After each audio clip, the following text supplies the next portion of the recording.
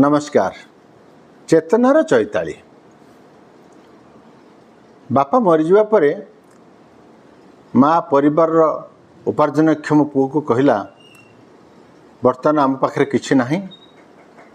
तू जदि सबुदिन पहाड़ को जाकर किसी काठ आनी पारू से काठर किसी आम जाड़े भाई व्यवहार करवा आउ कि काठ पड़ोसा को देदेले से मत चाउल दब कि पैसा मत दब। पुटी टे डरुआ स्वभाव था सी कहला मुझे सका जी प्रतिदिन से कहला ना सका गले हम ना तू राति थाऊ थाऊ तो बाहर जावाक पड़ो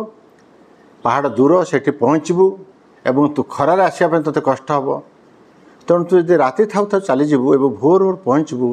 ताल हुए तो ये तू सका 9टा 10टा बेल पहुँच गले तते भी कष्ट हेनी सुविधा हम। वो कहला माँ राति अंधारे मुझे केमी जीवी घरे थिबा पुराना लंठन टी माँ देला से पुराना लंठन आलु एतिकी कम जे केवल 8-10 पाद आगु को दिशब आउ अधिक दिशब ना पुट नहीं तो चलीगला किंतु गाँ मुंड पार है जब जंगल आरंभ है से देखला जे ये लंठन आलु मात्र 10 पाद आगु को पड़ुची तापर अंधार तब डर मारला से कौन कला ना गोटे गछ मूल बसीगला कहला माँ जानीपारे मु सका हवा जो अपेक्षा करे ये सूर्य आलुओ टे पड़ो मुझे ये अंधारे किए जीव डरीगला। यही समय देखला जे गोटे बुढ़ा लोकटे सी कौन करुचे ना ताठ आहरी गोटे पुराणा आहरी क्षीण आलुओ देखा गोटे लंठनटे धरी जाऊँगी जो थे मात्र पादे 2 पाद आगू को दिशुव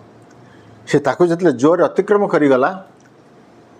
ये पिलाटी डाकिला कहला मौसा शुण शुण से कौन बाबा समय चली जाऊँगी मुझे जाऊँगी पहाड़ को जाऊँगी काठ आने कहला मुझे खाली गोटे कथा पचार चाहूँगी ए मो लंठन ये अच्छी 10 पाद आगू को दिशुचे बाट मोर साहस होनी जावाई अंधार भितर तुम्हें केमी एमती पाउंड पकई चली जाऊच बुढ़ाटे कहला देख बापा मुझे चाहिए 2 पाद आगू को पाउंड पकई पारे ना क्या केवल गोटे पाद आगू को मु पकई पारि एवं मो आलुओ तो से बाट देखा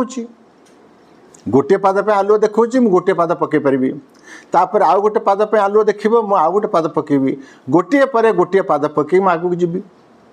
तेणु मोर किसी चिंता नहीं मुझे बुढ़ाटी चलीगला ये पिलाटी से उठिला एवं साहस संचय कला कहला सत कथा तो मोर लंठन तो 10 पाद आगू देखा 10 पाद पर से पहुँचला आउर 10 पाद आगू देखिए मुझे लटकी कहीं रही एवं सागे गला पहाड़ को। बंधुगण ये कथा कहबार अर्थ होची आम अनेक समय भाव मो पाखे एति संबल अच्छी सरीगले मुझे कौन करी मो पाखे एति समय अच्छी सरीगले कौन हम जे से संबल सरला आमको आउ किसी बाट दिशब आम गोटे पर गोटे पाद आगू गले आम जीवन रास्ता आगू जापर बेसी बाट आगू को दिशु ना भाविक आम बसी रही आम बसी रही अन्य मैंने अतिक्रम कर चलीजे से जेतिक आलुओ दिशुची तार सदुपयोग करवा एवं आम यात्रा जारी रखा यात्रा जारी रखिले आम निश्चय आगू को जापर एवं अन्य पुणी